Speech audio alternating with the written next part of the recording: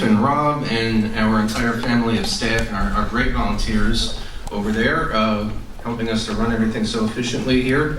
Welcome you back, and we've got another great interview here lined up. We've got Mr. Jon B. Cooke, editor of Comic Book Creator. And with him is, well, certainly one of my favorites, and I'm sure a favorite of everybody in this room as well, Mr. Peter Bagge, who, as opposed to many of the people on the dais, he and I have a little bit of a history. I saw him at Asbury Lanes last night and mentioned that I actually contributed to a comic book that he briefly edited around 1980, I guess it was, right? Comical Funnies, lasted all of 2 issues. And yeah, 3. We were just okay. starting out, yeah. And I remember now, I remember you came to my house, my apartment. Yeah, I was kind of... And I remember you gave me a hard sell. Did I? Yes, I remember you telling me that your mother had told me that your comics were great. that was all I had to go on. It worked. It was kind of a road not taken with me. Although I did wind up doing some children's book work later on, and I appreciated the kind words, and the at least one afternoon worth of mentorship certainly stayed with me, and it was great meeting you, great seeing you again. Yeah. So without any further ado, let's give a hideously grinning Asbury Park greeting to Jon B. Cooke and Peter Bagge. Thank you very much. I've had the pleasure of knowing Peter any number of years, 10 years now probably. And boy, my first introduction was picking up an issue of Neat Stuff. Blew me away. Then I found out that he was editor of Weirdo magazine for a period of time, in between Aileen and Robert. And just an extraordinary body of work. I think you're one of the best writers in comics, and I love your cartooning, yada, yada, yada. You're originally from New York. Yes, Peekskill is where I grew up, Westchester County. Yeah. People always think I'm from New Jersey because I put one of the main characters that I work with, Buddy Bradley, I put him and his family in New Jersey, and that was simply because, well, first I wanted to be very specific about place, but I didn't. Shorthand for Westchester is millionaires and the Rockefellers. My grandfather used to be a chauffeur for the Rockefellers, and it would need too much explaining. It would be a bad shorthand. Whereas when I put them in Jersey, everybody immediately got it. Of course, there's nice parts of Jersey and there's cruddy parts of Westchester, like where I grew up. But it was just a shorthand. And you had a wonderful anecdote about Rockefeller. I did? What was it? About a chauffeur, a member of your family. Oh yeah, my mother's father. Yeah, he was an immigrant from Denmark, but the Rockefellers, he worked for Jon D, the second, the father of the Rockefeller brothers. Well, that's who his employer was, but, and he was one of many Rockefeller chauffeurs. But almost everybody that they hired were of Scandinavian descent. I remember telling that story recently. I was at a party with a bunch of cartoonists, and I was talking to 2 young female cartoonists who grew up in Scarsdale, which is pretty hoity-toity, and I told them how my parents grew up there. And then I said, yeah, my grandfather was a chauffeur for the Rockefellers. And they just stared at me slack-jawed for the longest time. And I go, what? It's not that impressive. I go, what is it? And they just went, white help?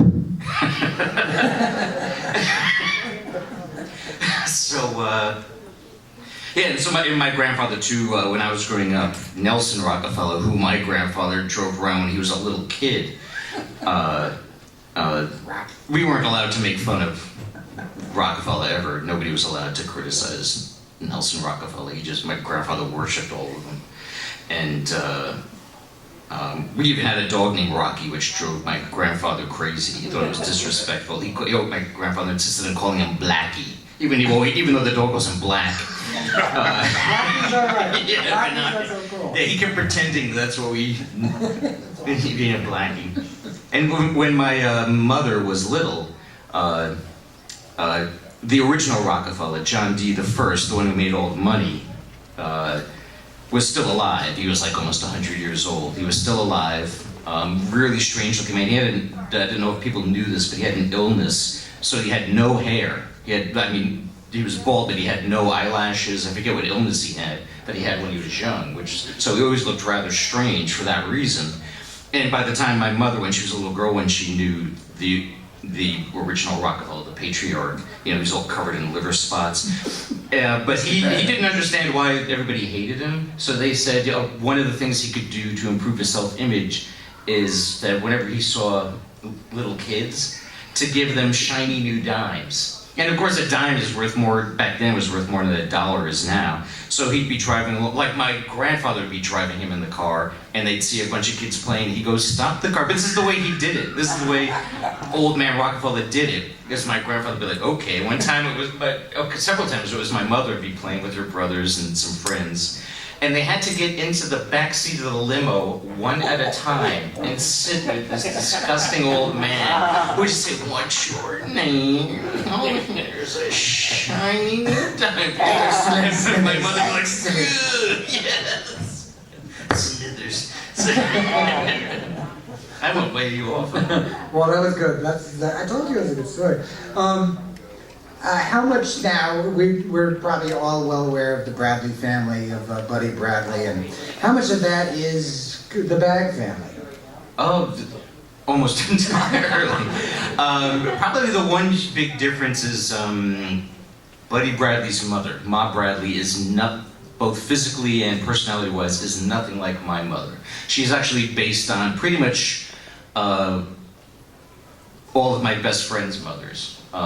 Almost all my best friends had these Italian or Irish Catholic hard-ass mothers, who always assumed the worst of their own children, and all of us were extremely suspicious. My mother was a real sweetheart,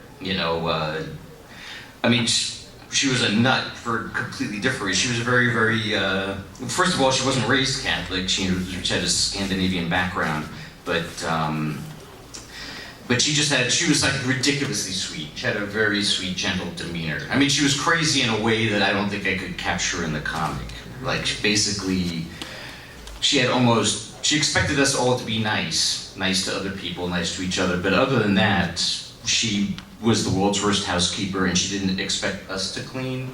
If she saw, like, me and my brothers cleaning her room, she would make us stop because it made her feel bad about what a slob she was. So we had this very feral existence, almost never did homework.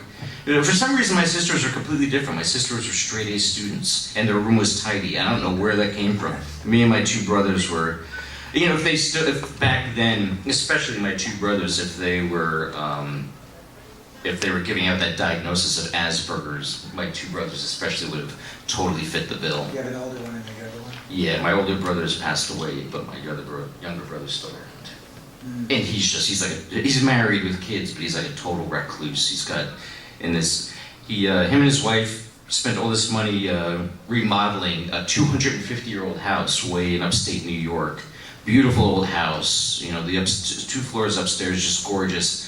But the basement is like, it's a 250-year-old basement, so it's not even poured concrete. It's like slabs of rock. What do you call it? Like that sheet? What do you call that? Slate? I guess it is. It's just kind of like all shoved in there, and snakes and lizards and mice will come out one crack and go back in the other. My brother spends all of his time down there. And it's like time stood still from like when we were little kids. It was like he hated my dad, but he recreated my dad's corner of the house where it's like this old comfy chair, a TV dinner tray, like a little fold-out tray, and a black and white TV with a hanger for an antenna, and just sits there and watches Mets games by himself. So you came of age in the late 60s? In the early 70s? Right, yeah, so I was school. born in late 1957, so yeah, right. So like the 60s. Were you partying a lot in high school? Is there a lot of Buddy in you? Yeah, sure. By the time my friends and I, once we got to be 16, I guess,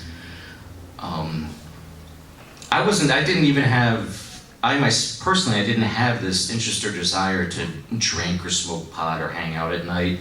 But it almost is, I don't know where it came from. All of my friends, all of my best friends immediately decided that we had to hang out every night and drink and smoke pot, and I went, okay. I didn't even like the taste of beer, but I was like, this is what we're doing, all right. So yeah, so every night, it was kind of ridiculous. Almost every night we were going out. And when did cartooning come into play? Well, my older brother was a real natural cartoonist. He never applied himself. It almost came so easy to him that he developed no work ethic. And he didn't copy other cartoonists. Both he and I, we both loved humor strips and the funny papers. Peanuts especially, but pretty much any strip that's supposed to be funny, you know, Beetle Bailey, Hagar the Horrible, even old stuff like Smokey Stover. We loved anything that was funny. You know, as I got older, I developed appreciation for the more dramatic strips like Dick Tracy and when I was a kid too, I hated the way Lil Abner looked. Until I suddenly got it. I suddenly realized this is satire like Mad Magazine is, and then I wound up loving it. It's funny, I wound up loving it at a time where most people who'd been reading Al Capp for decades thought he was at his all-time worst, which was at the end of his career in the 70s. But I still thought it was brilliant, yeah. So my brother just drew all the time. You know, it was like kind of like doodly, but he was just naturally funny, a real natural satirical bent to everything he would do. And I just drew comics to keep up with him, just to compete with him. And I always said I had to work twice as hard to be half as good as he was. But for me, work was associated with doing comics, so I think I developed a work ethic where he didn't. And also, you know, my brother was very troubled. He was massively insecure. When he was 12, he came down with diabetes, you know, type 1 diabetes, and that had a very profound effect on his worldview, especially for somebody that was so insecure and so emotionally stunted as he was. You know, he couldn't talk freely about it. If you asked him a question related to his diabetes, he would answer you, but he'd never, I realize now, he never addressed a lot of, well, he was in denial a lot of the time too, and He did get some work published, right? I published him in that same magazine we were talking about, Comical Funnies. When me and by the time I was living in New York City, and I met John Holmstrom and a handful of other cartoonists, and we all decided to pool our pennies and put out a comic tabloid. I convinced them to run comics by my brother, which most people thought was the best stuff in there. In fact, there's a Spanish cartoonist who has a fanzine and a blog, and he wants to do a tribute to my brother. Just any artwork I could find by him, he wants to reprint. Yeah. Oh, that's cool. Yeah. And did you known as a cartoonist in high school? Was that a part of it, getting attention? A little, yeah, a bit. You know, of course, in retrospect, I wish I worked a lot harder. I really wish I applied myself. Because it's almost like once I decided to be a cartoonist, to really take a stab at it, there's a lot I had to learn, just like nuts and bolts of cartooning, or cartooning on a professional level. But I would just do drawings, and of course it was almost entirely just to amuse my friends. I would do comic, you know, like we had our stupid drunken adventures, and I would just do these rambling comics about it, recreating it, and you know, and then, you know, and I drew my favorite rock bands all the time. I always drew very cartoony versions of, you know, the Kinks and the Who and the, you know, the Beach Boys when I was a kid. Yeah, I didn't get I got the opposite of encouragement when it came to comics. It was the one form of art that I clearly liked, but my parents didn't encourage it at all. And I never had an art teacher that encouraged it. Back then in the 70s, comics, not only were they considered the lowest form of art, they weren't even considered art. My art teachers would just say that's not art. They would do everything they could to discourage me. And even with my parents, like my father, I'd say, well, I like doing comics. And he'd say, that's good. Maybe you can go into advertising. You know, maybe you could be a cartographer. Maps. Naturally. Yeah, naturally. And I know I'd be like, what?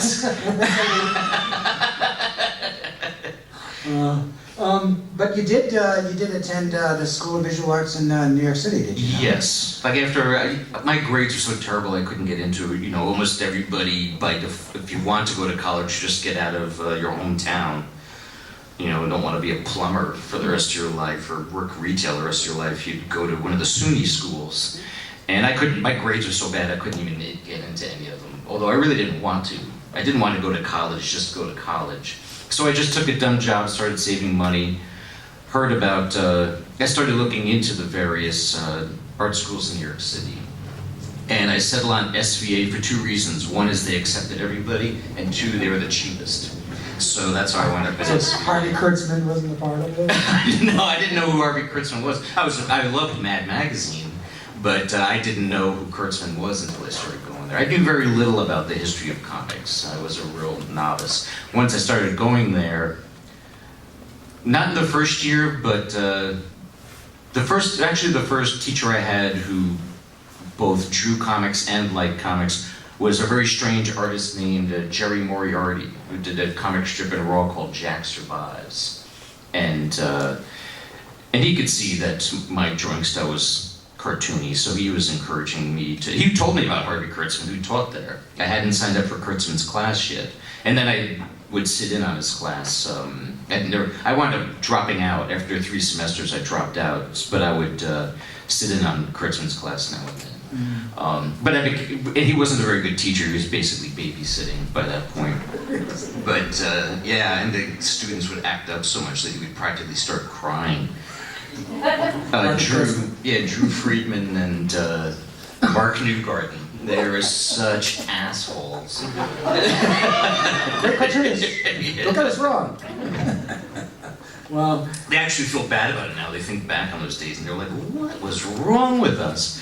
But, and also, they only had 3, now they have a whole bunch of cartooning classes there, but back then they had Kurtzman, who was babysitting, Eisner, and I sat in an Eisner's class once or twice, but it seemed like he was always surrounded by a bunch of more mainstream type artists who seemed to be monopolizing his time. I'm told it wasn't always like that, but it always was like that when I would sit in on it. And then also Art Spiegelman. And Spiegelman, his class he was a fount of information, very knowledgeable. He was a great teacher. But I got to know Spiegelman outside of school, so I would go to his house if I wanted his advice for something. And then I met, all these other cartoonists just hanging out. But you very notably hooked up with, there was Punk was coming of age at the time, correct? Yes. When I was in art school, that was another funny thing too, when I was in art school, almost, the teachers were still, I'm generalizing, but the teachers were still, by and large, especially in the fine art department, were very much into something that already was considered very boring and passé to most of the students, unless they were sucking up to the teachers, and that was installation art and conceptual art, like tying string to the wall, have a little pile of sand in the corner, horse shit like that. And so teachers, a lot of in the fine art department, the teachers were very anti-skilled. Like if you could paint, like you could be a master painter, very skillful painter, but if you drew realistically, the teachers would say, you're not a painter, you're an illustrator. It's like, but this is paint I'm using. How am I not a painter?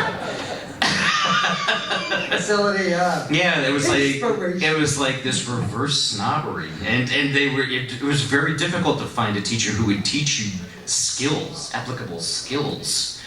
So do you think that the punk movement that arose, was that a response to the hippies? Oh, well, somewhat, yes, very much a response to the hippie ethos and aesthetic, which by then very quickly, of course, like when I was 10, in the late 60s, I was a Beatle fanatic. I was fascinated by the counterculture. Everything about it, the politics, the style, the music, of course. That was what was cool. That's what was good. Was everything counterculture.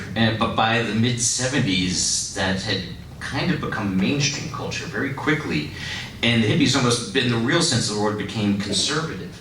So people would always, like recently, somebody did a long interview with me, Kent Worcester, and where he was saying, well, were you and your punk friends, were you anti-hippie? And I said, really, it was the opposite. The hippies hated us. Yeah, they were just everything was very much threatened by it. They really didn't get it. You know, I just thought all that punk music was there, but this is just bad music. You know, this is just bad music. It's like, this reminds me of like the rock and roll from the early 60s. It's like, well, that wasn't inherently bad. It was so inherently bad about, you know, Wooly Bully. You know? So when I was in art school, almost all the students, all of my friends, what everybody was really excited about was punk music. You know, almost people were giving up art and starting bands. I mean, they were more interested in the music than. When it came to visuals, they liked the visuals that applied, that matched with all this punk and new wave. You know, so and that included me. Although while I was there, I also discovered all the old underground comics, and that's what really made me decide, without a doubt, I wanted to be a cartoonist, especially seeing Robert Crumb's to see how Robert Crumb used the format of the comic book. How he took the format of a comic book, but instead of it being, you know, Archie or Richie Rich and all these ads for BB guns and Twinkies, it was just his work from cover to cover. He just took that same format, but treated it like a blank canvas. And I thought that was perfect. I thought that was absolutely perfect. And when I saw that, I was like, this is exactly what I want to do. So Robert Crumb is the person that made me decide, without any doubt in my mind, that I wanted to be a cartoonist. And you hooked up with J.D. King and Yeah, well, the Punk magazine was coming out then, and John Hellstrom. yeah, there was one issue of Punk magazine that I just loved because the whole thing was one long photo funny. It was called Mutant Monster Beach Party. It was so funny, and they had so it was like a spoof of the old beach movies, you know, rock and roll beach movies, but it starred but it was a Fumetti, and it starred Joe Ramone and Debbie Harry, and lots of other. Andy Warhol was in it. But then they also, John Holmstrom and the other cartoonists that worked for Punk magazine, they drew the monster, and they would, like, if somebody was getting knocked unconscious, they drew the birds tweeting around its head and the eyes twirling, you know, so they totally cartooned it up. And I just loved that, and then a short while later I met them and was going to be in Punk magazine, but that's when they went out of business. So we started Comical Funnies. And that lasted for 3 issues. Yes. And notable stuff for you, creating characters, Martini, is it? Martini Baton. Yeah. Yes. Martini Baton was written by a roommate of me and my wife. So I met my wife while I was still a student at SVA. And there was this guy that she grew up with from her hometown named David Carino. And he was a photography major at SVA, but we were roommates for a while, and we used to all sit around and doodle comics. But his comics were just hilarious, and he had no interest in being a cartoonist. He would just do these quick doodles, and they'd barely be decipherable. They were not at all made. I tried to encourage him to try to make it look good enough for print. But he just couldn't be bothered. So I asked him, can I just redraw your comics and reformat them into something consistent and digestible? And he said, sure. So that was what Martini Baton was. Right. And he just had like the most irreverent sense of humor. You know, everything was he just celebrated decadence. You know, in a very gleeful, joyful, happy manner, you know. There was where David was gay, and I don't think he ever even thought his father was, but in one scene in Martini Baton, like Martini Baton goes to an orgy. She was just this goofy little girl that, had the body of a little girl, even though she was a full-grown woman, and always wore, for no apparent reason, a cheerleader outfit. And she went to an orgy. And it's really funny, I remember a great line, she walks into the orgy and she's pointing at everybody and she goes, that's bad, that's wrong, that's evil, don't stop. And then at one point Martini opens up a door to a room, and in it, again, my roommate Dave Carino wrote this thing, he's had himself. And he goes, and there was the author, one of the authors of the strip, Dave Carino, so I had him show himself, I drew David, and all he was doing at the party was watching his father have gay sex. He was watching his dad give some other guy a blowjob, and he's going, Dad, no! I go, you really want this? And he goes, yeah. And I go, is your dad gay? I don't think so, I don't know. I said, all right. Okay. So what, And very importantly at the same time, a kind of an anti-raw that, Artie Spiegelman was coming out with. One could argue a pretty pretentious magazine that was devoted to comic books as an art form. Yeah, promoting it, that was the mission of Raw, was to get people, Art Spiegelman was living in Soho, which was becoming like the ground zero of the fine art world. And even though Art had a very deep and profound love of comics and almost all kinds of comics, he also very much wanted to, and this was a bit of the problem that I had, that I and some friends of mine had with Spiegelman, was he very much wanted the approval and the appreciation, not just of the general public, to get them to accept comics as a form of art, an art form with a capital A, but even like specifically like the New York intelligentsia, everybody else that was in the arts or wrote about the arts, he wanted them. Almost to the point where it almost felt like he was pandering to them. And I personally was just like, I don't want to pander to them. These are the people that like sticking string to the wall, like a little pile of sand in the corner. It's like, I don't care if they like what we do or not. I always felt like who cares what they think, just do what you want to do. And I liked that there was a certain appeal or freedom to being creating a form of art that wasn't taken seriously, because it meant you could do whatever the fuck you wanted. Nobody cared. You totally flew under the radar. It's like everybody thinks you're scum anyway. You had nothing to lose. So let's draw us watching our dads give a blowjob. It's like, who cares? And what's amazing is, like, art won. Spiegelman won in that it took decades, but now comics are a fully accepted form of art. Completely. He won the war. And I went a couple years ago in Seattle, where I live, I went to the Seattle Public Library. He did a talk, he did a presentation, he was being interviewed by somebody. And they talked about that, and I couldn't believe it. Spiegelman said, you know what, he goes, I won the war, but you know what, I really miss that aspect of comics back in the day, how we used to fly under the radar, and I was like, you fucker. But there was, That's right. You admit you ruined everything.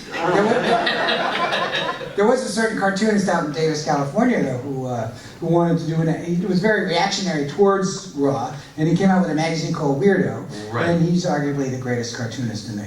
Yes, Robert Crumb. Robert Crumb started an anthology at the same time called Weirdo, just like the early '80s, and his inspiration wasn't totally to be an answer to Raw, but that did inform it. That was He was part of influenced it. by punk. Yeah, right. Even though like Crumb didn't like punk music, he liked the attitude. You could see why people liked the Ramones and why they were refreshing and funny. He started this magazine where the most appealing thing about it, and the only reason that its publisher, which was Last Gasp, one of the reigning underground publishers back then, published it, is because Crumb always did the cover, and he'd always do a feature story on the inside, and he would put together the letters page. But a lot of what the work he ran, a lot of it was literally by mental patients. Just crazy people. Prison inmates. Yeah, and bums. And, I talked to a lot of them. And, oh, you did? Yeah, I Oh, did that right. whole weirdo thing. Yeah. Oh, that's right. Okay, they talked around. Is that still going to be in the same issue? No. Oh, that's I too don't want to do bad. it tomorrow, so hopefully Last Gasp, I'll talk to Ron Turner about it, hopefully. Oh, Because okay. he just did that weirdo. But I mean, I meant you interviewed the Crumbs about Yeah. Weirdo. And you interviewed some of those, do you track down some of those artists? Ton of people, Yeah. Anyway, Eleanor Norflus, did you talk to her? Yeah, she's out in Thailand or something. Anyway. Oh, I'm sorry. But but you, in between Aileen, Robert's wife, and you each did 6 issues. You were... Each did 9. Each You did did 9 9? issues. Yeah. My bad, 20.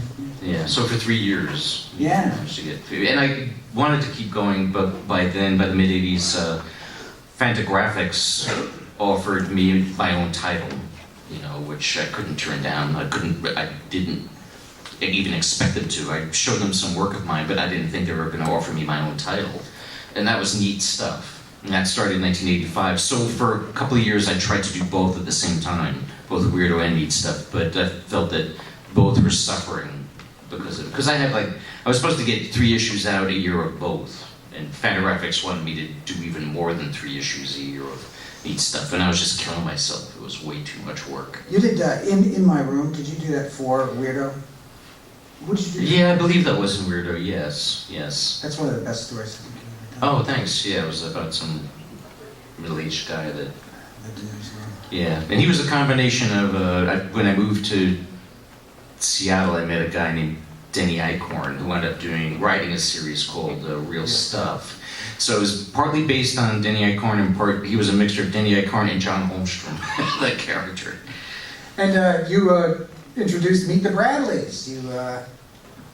You introduced probably your most well-remembered character, Buddy Yes. and his crew of characters. Yeah. How was the experience of, there were any number of other characters, but we're running out of time. Oh, yeah, sure. Well, how that came about was I was telling you how my wife and our old roommate, David Carino, we'd sit around doodling. And one of my doodles was a one-page strip called Meet the Bradleys. And it was, I wrote it like, what a wonderful, lovely family. Almost like introducing the Brady Bunch, but, you know, but each character was a archetype from like my own family. So like Dad's on a drunken rampage again. Isn't he adorable? And I thought it was nobody else seemed to think it was very funny, but I thought it was funny. So then like even in old comical funnies, I did longer stories with the Bradleys.